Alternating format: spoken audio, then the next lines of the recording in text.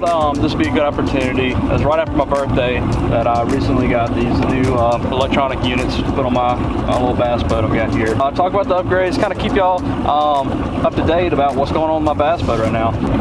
This is something that kind of desperately needed to happen for this boat. I'm really pleased with the way it turned out. Did a little bit of rigging and everything. But right here we have the Humminbird Helix 5. It's got the GPS. The front unit is a little bit different. I'll talk about that a little bit more here in this video. But yeah, I'm just going to go over kind of what why I chose these, and hopefully you enjoy this video. And thank you so much. Stay tuned.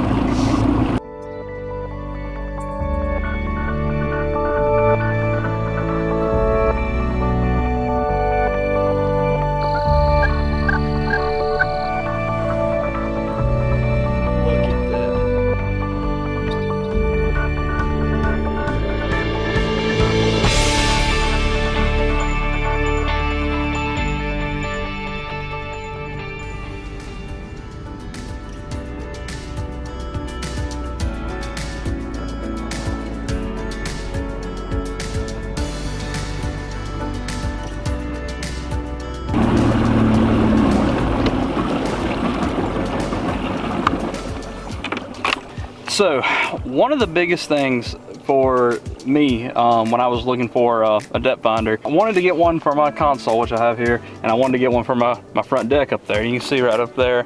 But basically I needed something just to cover my, my console and my front deck. I'm not gonna be able to break the bank.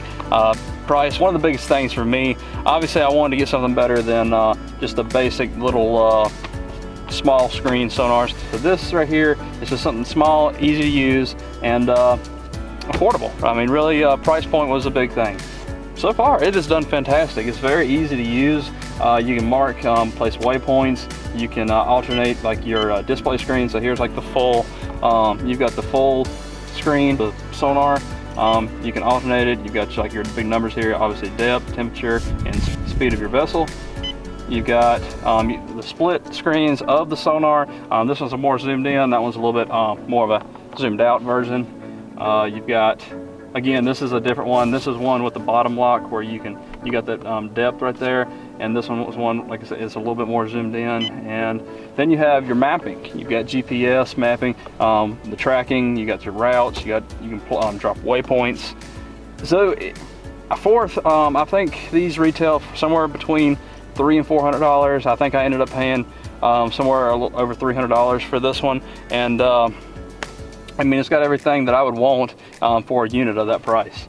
And me personally, when I'm looking at this, and here's like another option, you've got like a zoomed in mapping, and you've got a zoomed out mapping version, and then you've got like your sonar and your mapping, and which this is what I like to keep it on. That way I gotta keep checking my routes. And I've also got my sonar right here, just for fine structure.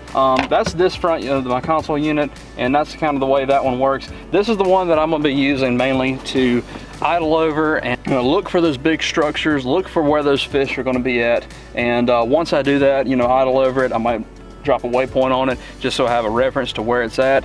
Once I do that, once I locate a spot I wanna fish, I'm gonna hop up here to my front deck, drop my trolling motor down. Here we are. Now I'm getting a clear picture of what's going on up here on my front deck.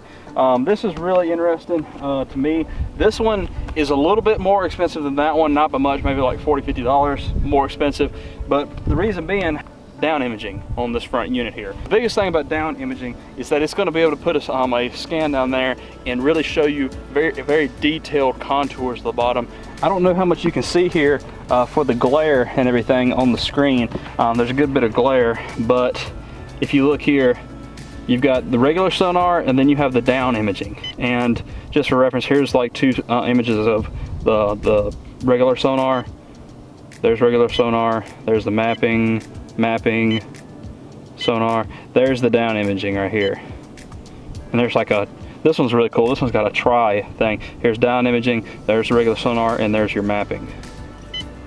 So if you look here, right here's the down imaging screen.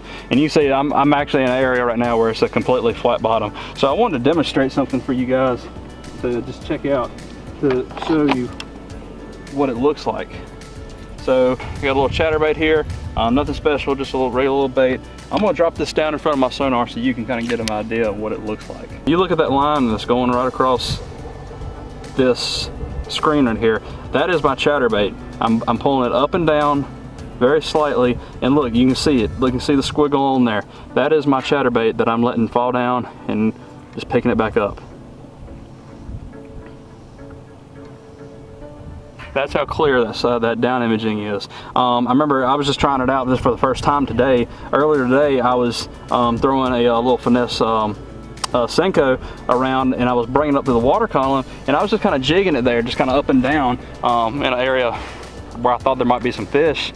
And it was so cool because as I was just bouncing that bait up, it was just dead calm, nothing on the graph, and all of a sudden I seen all these marks just come. Where it was a big pack of spotted bass. There was a whole school of them come right there. There's about 7 or 8 of them, and all of a sudden I got a bite, and then he let go of it, and all of a sudden my rod just loaded up, and I caught a nice little spotted bass, and right when I watched them come up on the graph. So it's a very cool tool. Really excited to have these units. Really excited to fish with them and learn about them. Try to get some more knowledge about how to use them properly and all the tools and features that these units are capable of. Hopefully this will help me improve my fishing. Hopefully you'll see them in my future videos of me using these things, and hopefully catching some fish. I just want to thank you so much for watching the video. Hope you enjoyed, and as always, make the best in life. Thank you so much.